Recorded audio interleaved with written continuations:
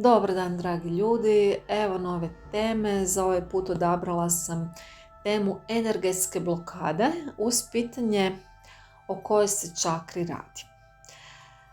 Pa ukoliko ste odabrali grupu 1, kao što vidite, radi se o čakri narančaste boje. To je druga čakra, sakralna čakra, sa Lilitom u Strijelcu, a kartica nosi poruku prepuštajući se nemogućem užitku. Dakle, ova narančasta čakra, čiji je element voda, odgovorna je zapravo za uživanje u ovom materijalnom svijetu, odgovorna je za zadovoljstvo, želju za komforom, utječe na raspoloženje, osjećaje, strast. I zapravo je ta čakra centar kreativne i seksualne energije. Ova je čakra zapravo čakra životne radosti i u principu kada je blokirana može se dogoditi da vam nedostaje emocionalne stabilnosti, da vam nedostaje inspiracije. Može se dogoditi da imate neke strahove od promjene. Može se dogoditi da ste neraspoloženi, depresivni, da imate seksualne teškoće. I nekako pokazatelj zapravo poremećaja ove čakre su gubitak snage, pa ta spolna nemoć, kao što rekao, depresivna stanja i sklonost ovisnostima. U principu, ako je ta čakra prenaglašena, onda se upravo može desiti da su ljudi skloni raznim ovisnostima.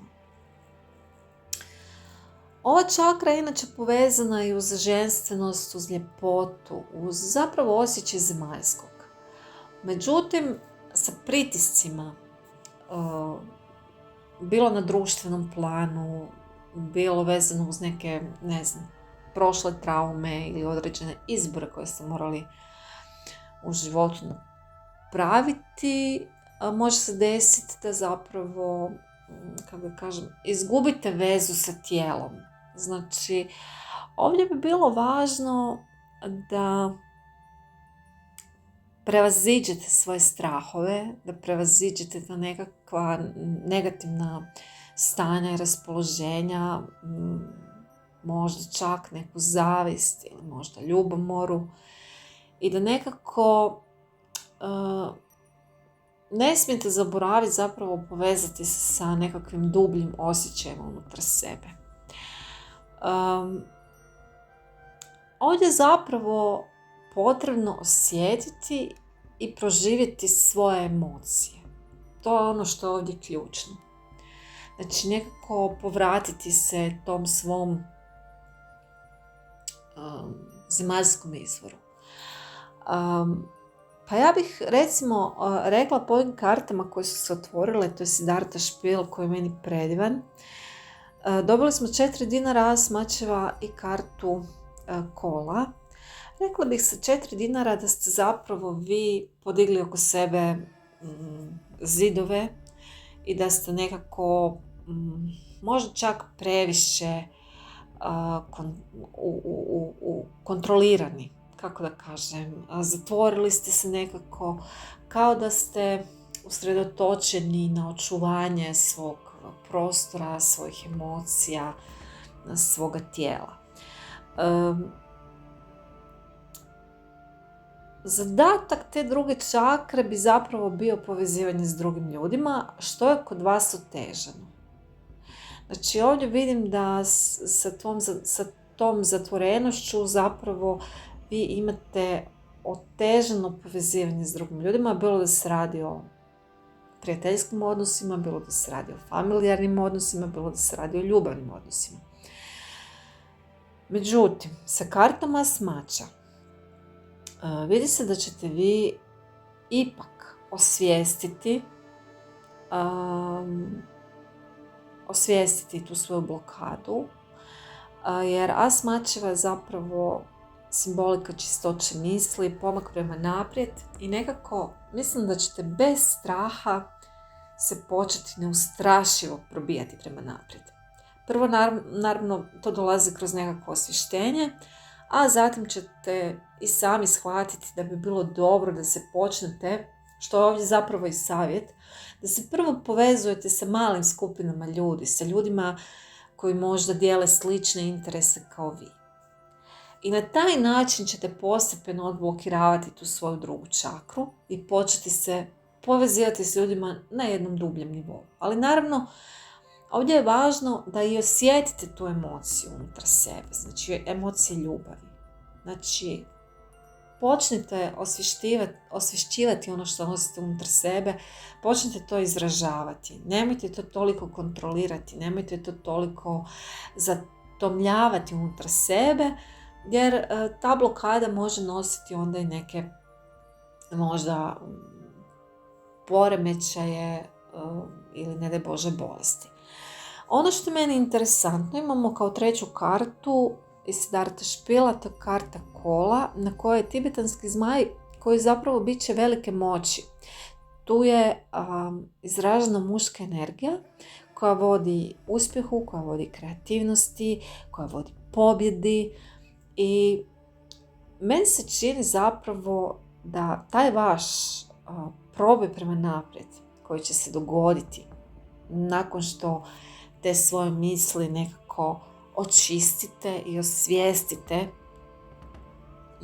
te nekakve svoje blokade, vi definitivno sa tom jakom muškom energijom ponovo oživljavate tu svoju snagu i definitivno ćete postati dinamičniji, postat ćete uspješniji i sve zapravo što ćete poduzimati kako biste se oporavili i pokrenuli prema naprijed će biti uspješno. Tako ja vidim ovo otvaranje. U svakom slučaju želim vam da prevaziđete sve svoje strahove i kažem, idite korak po korak, povezujte se s ljudima koji su sličnih interesa, možda koji dijele neke slične hobije, možda da upišete neki tečaj, na primjer, pa onda ne znam, kroz te nekakve skupine ljudi koji su zainteresirani za neke iste stvari u životu, ćete zapravo početi razvijati taj kontakt i odblokiravati tu svoju drugu čakru koja definitivno ovdje je u ovom trenutku, barem po ovom otvaranju, blokirana.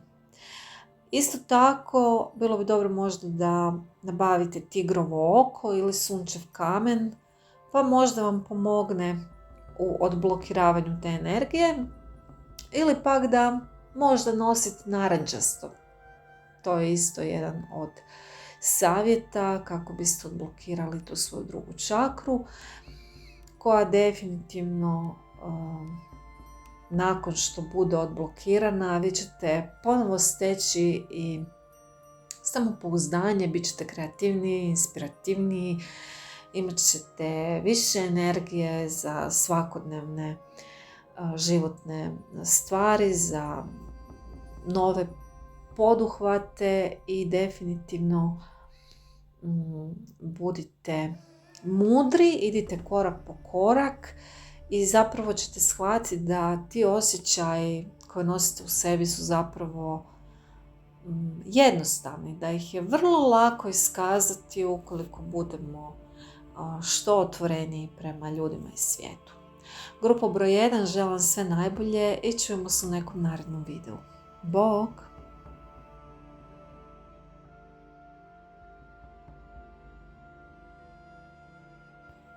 Evo nas i kod grupe 2.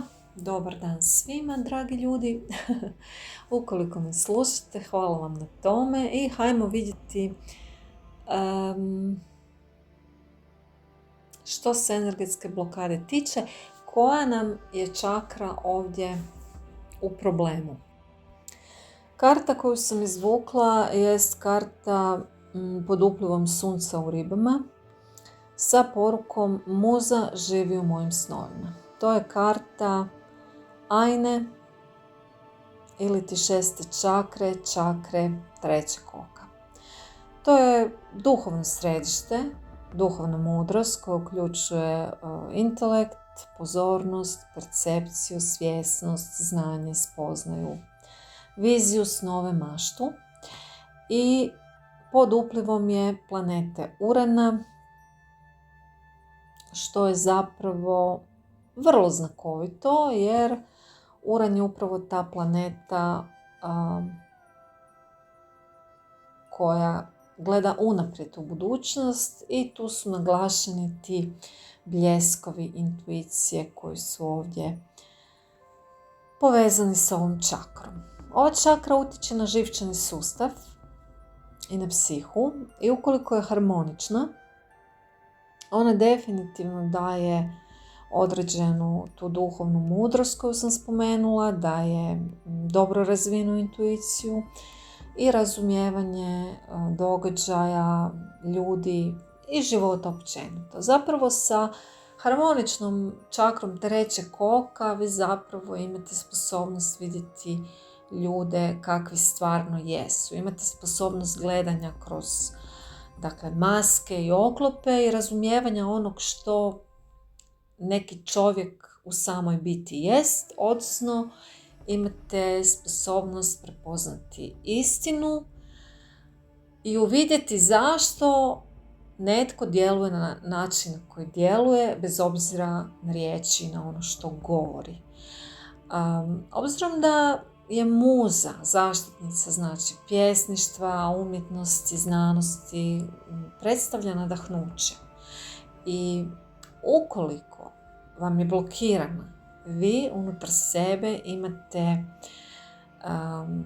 svu tu silnu imaginaciju, osjećaj, intuiciju zapravo koje jako teško izražavate i objašnjavate drugima kako bi oni to razumjeli što vi nosite u sebi, odnosno unutar sebe. Znači, ta nemogućnost izražavanja je kod blokirane 6. čakre prisutna.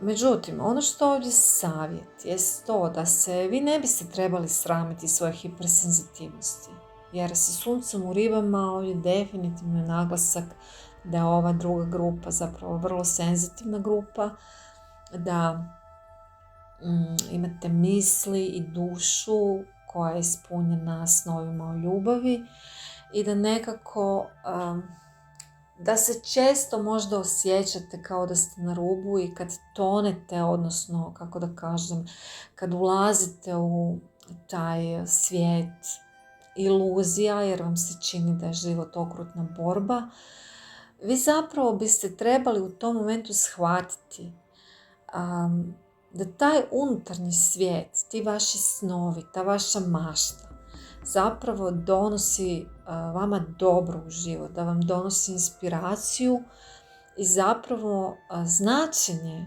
koje može donijeti u život neke nove stvari, nove početke, kako za vas, tako i za ljude oko vas. Tako da mislim da je ovdje jako važno, ukoliko uistinu imate problema s ovom čakrom, s obzirom da je tako ispalo u ovom otvaranju, da bi se trebali zapravo razvijati te psihičke sposobnosti, moć vizualizacije, duhovnu povezanost, kontrolirati misli i nekako te sve duhovne darove koje dobivate iz drugih dimenzija, koje možda kanalizirate, trebate naučiti prihvatiti i vjerovati tim darovima, toj intuiciji, tom nekom navodnom vidovnjaštvu, recimo, tom pogledu unaprijed.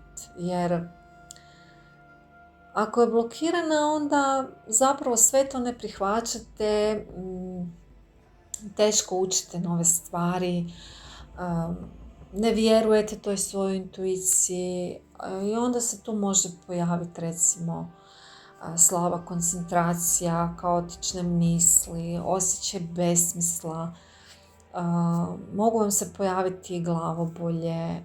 Tako da ovdje bi bilo dobro da ukoliko imate problema s ovom čakrom, da prakticirate meditaciju, molitvu, jogu, da se fokusirate na dah, da nosite recimo indigo ili ljubičasti nakit, da se povežete s tom čakrom, možda da nosite uz sebe lapis lazuli ili safir, koji su kamenčići povezani s ovom čakrom. I ja bih čak spomenula recimo šugilit, s obzirom da ovdje naglasak na suncu u ribama, a znam da je šugilit, jer sam ga ja koristila, povezan sa snovima i sa znakom riba. Tako da je ovo jako važno nekako da stavite pod kontrolu i da zapravo se vibraciono otvorite za razumijevanje tih nekakvih viših razina. Jel? Ono što je meni interesantno, ispao nam je paž mača, 2 štapa i 6 mačeva iz špila Siddharta, koji je meni predivan, obožavam ga, baš je krasan. Iako ga nisam puno koristila, pa nekako mi je malo svaki put ima dosta tih simbola koji su noviteti. Ali konkretno recimo, znači ova prva ključna karta nam je sa suncem u ribama i sa 6. čakrom naglašena, sa muzom, koju sam morala prekriti sa ovom čakricom, jer YouTube ima nekakva stroga pravila, pa golotinja nije dozvoljena, a ova muza na ovoj slici je razgoličena. U svakom slučaju, ispod te muze nam je ratnik koji na dlanu drži upravo Om. Znači, sveti simbol, izvornu vibraciju svemira, znači koja vibrira iznad njegovog dlana, što mi je full zanimljivo, jer nam je i karta iznad zapravo pod utjecajem upravo tog simbola i te čakre. Znači, taj Om je zapravo univerzalna mantra koja pročišćava svijest. Sad, ja bih ovdje rekla da je jako važno, znači, sa pažem mača, koji je ovdje naglašen kao čuvar duhovnog bogatstva, koje vi imate unutar sebe, što nam je potvrdila i ova ključna karta sa suncem u ribama, da zapravo skupite dovoljno hrabrosti, što ćete po meni vi učiniti, i da krenete sa novim načinima komunikacije i učenja. Tako je da ja sa ova 2 štapa i svojim ratnikom, kojem iznad dlana vibrira taj Om, vidim da ćete vi nekako sudbinski napredovati, preporoditi se i da ćete otkriti neke novitete u životu kroz te neke nove načine učenja, komunikacije, spoznaje i sve što zapravo je vezano uz tu čakru, ali i uz planetu Uran. Dakle, ovdje definitivno sa 6 mača, koja je zadnja karta, kao da je ovdje neki ples u igri, iznad kojeg lebdi ova maska, što je opet interesantno, jer sa suncem u ribama, ribe su zapravo ta maska, jel? Ribe su ta maska. I taj ples, ribe su povezane sa stopalima, astrološki.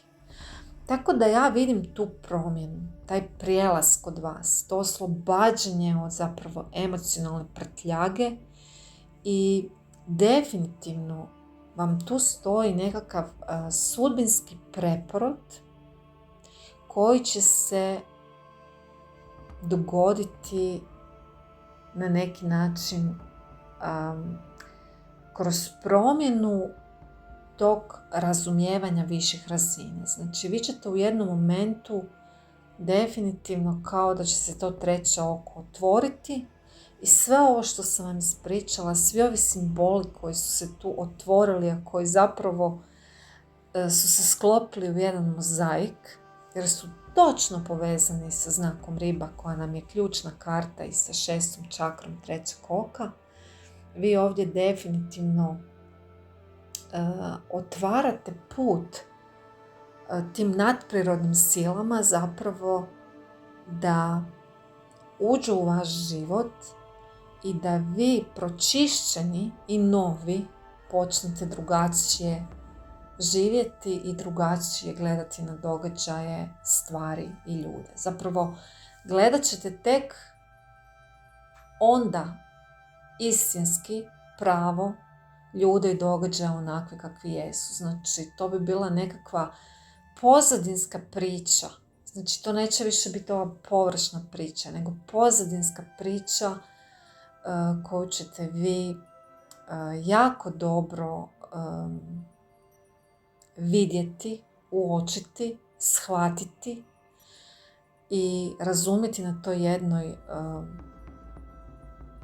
višoj razini materije, ajmo tako reći.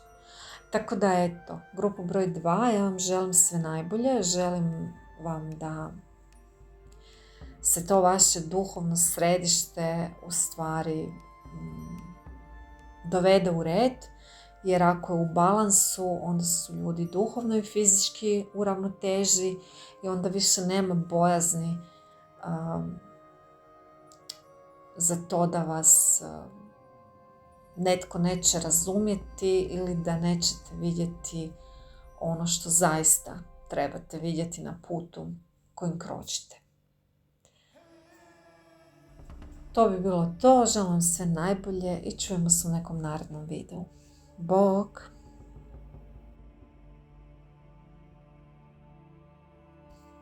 Dobar dan, dragi ljudi, evo nas kod čitanja za grupu 3. Ukoliko ste odabrali ovu grupu, hajmo vidjeti koja je čakra kod vas u problemu. Ovdje sam izvukla kartu grlene čakre. Čakre koja je središte zvuka i riječi, to je 5. čakra i ona djeluje na štitnjaču i zapravo regulira količinu kalcija koja je važna za kosti i zube. Kad se spominju zubi, to je ono što mi je interesantno, jer ovdje je glavno pitanje kako komunicirati sa emocijama, a riječi su energija. Znači, ovdje u komunikaciji riječima mi je palo na pamet onaj podatak da obično se kaže da ukoliko izgovaramo ružne riječi ili negativne riječi, da mogu propadati zubi. Pa nekako mi se čini da bi ovo moglo biti povezano i sa upravo ovom grlanom čakrom, jer ovdje treba naučiti, znači, kako komunicirati uravnoteženo, čisto, balansirano između misli i osjećaja, bez toga da prevladaju emocije. Jer ukoliko prevladaju neke negativne emocije, onda dolazi do ispaljivanja tih negativnih riječi i riječica koje mogu dovesti do propadanja zubiju. To sam sigurna da je ovo upravo tako. Ono što je još interesantno jest da je tu glavna poruka ove karte tok inspiracije, znači flow, teći kao voda. Inspiracija je osjećaj. I ono što je ovdje važno je taj uravnoteženi osjećaj kako bismo bili zapravo sposobni organizirati misli na način da pričamo konkretno, čisto, inteligentno i suvislo. Jer ukoliko se dešava blokada ove čakre ili je prenaglašena, može se desiti da čovjek ima osjećaj kao da nema glasa i ne može ni beknut, ili se komunicira preemocionalno i samim time zapravo ta čakra ne djeluje uravnoteženo. Sad, ukoliko ne djeluje uravnoteženo, mogu se pojaviti bolovi u vratu, u ramenima i sl. Ali nije ova čakra samo vezana za sposobnost komunikacije koja je bazirana na riječima. Ona je bazirana i na izražavanju tijelom ili kroz umjetnost i slično. Znači ovdje zapravo taj unutrašnji svijet, ta harmonija unutrašnjeg svijeta povezuje osjećaje i misli i zapravo ta čakra ovisi o tome kako vidimo sebe. Znači pomaže istovremeno i da te neke kreativne ideje prevedemo u realnost i da zapravo iskažemo te emocije, bilo da se radi o smijehu, o plaču, o tuzi. Znači ovdje je bitno govoriti istinu, a zadržati istovremeno suosjećanje i poštovanje prema drugima. Tako da ukoliko je ta čakra balansirana i ok, onda u principu se ta zapravo inspiracija, ta poruka koju imamo na karti se kreće kao voda, dodiruje različite dijelove naše duše i uma koji se povezuju i vodi ih u neku dublju ili višu dimenziju inspirativnog tog izražavanja. Inspiracija je zapravo unutarnji govor sa svijetom i odgovor svijeta nama. Tako da u ovom slučaju mislim da je ovo glavno pitanje, znači kako komunicirati uravnoteženo, a da ne prevladaju te emocije koje nas mogu zapravo izbaciti iz takta.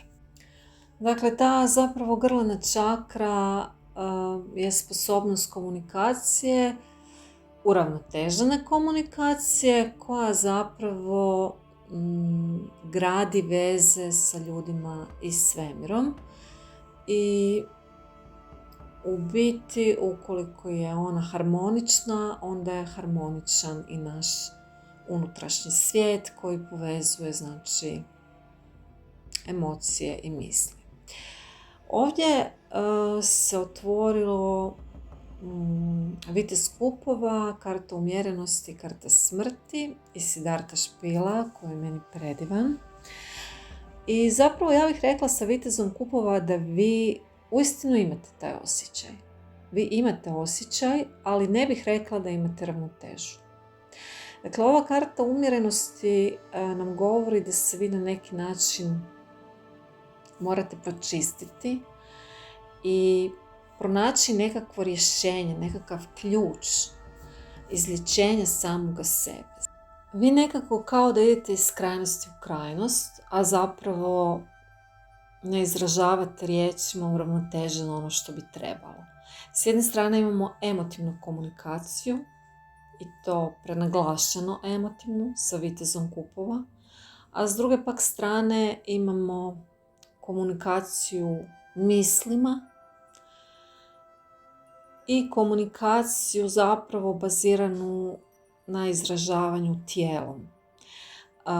Na karti smrti je naime Dakini, diva prosvjetljene magije koja transformira zavođenje u mističnu ekspresiju mudrosti. Točno je taj opis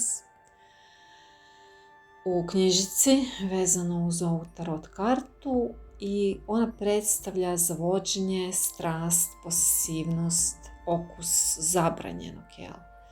I nekako ovdje dolazi do priče da biste vi trebali osvijestiti taj dio sebe koji biste trebali dovesti u nekakvu mirnoću, u fazu mirnoće, u balans, u harmoniju i zapravo se zaštititi katkad od nekakvih nesvjesnih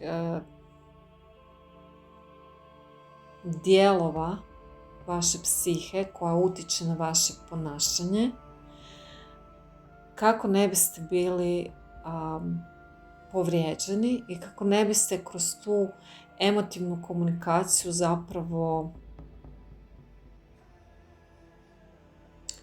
doveli sebe i druge u nekakve negativne situacije iz kojih ne vidite izlaz. Znači, ovdje je karta umjerenosti ključna.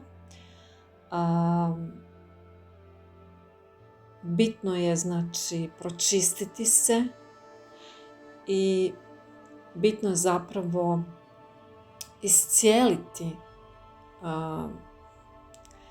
iscijeliti nešto unutar vas što vas je možda dovelo do toga da neke stvari ne možete izgovoriti kada bi trebalo, nego pribjegavate nekakvoj komunikaciji koja na kraju možda čak može biti krivo shvaćena. Evo tako ja vidim ovo otvaranje. Ne znam koliko sam bila jasna, ali u svakom slučaju važno je znači da budete tolerantni i da uravnotežite emocije i misli, tako da taj intelekt ne bude prenaglašen, da ne izgleda prehladno ili pre napadno, hajmo tako reći, ili pak prenaglašeno emotivno onda kada to nije potrebno. Jer kad možete biti, kažem, netolerantni i to sve može zvučati u očima drugih i u ušima drugih vrlo neuravnoteženo i zapravo ne baš blistavo. Tako da, evo, grupa broj 3, ovo je bilo čitanje za vas. I želim vam sve najbolje, uskladite komunikaciju sa emocijama i sve će biti u redu. Čujemo se u nekom narednom videu. Sretno! Bog!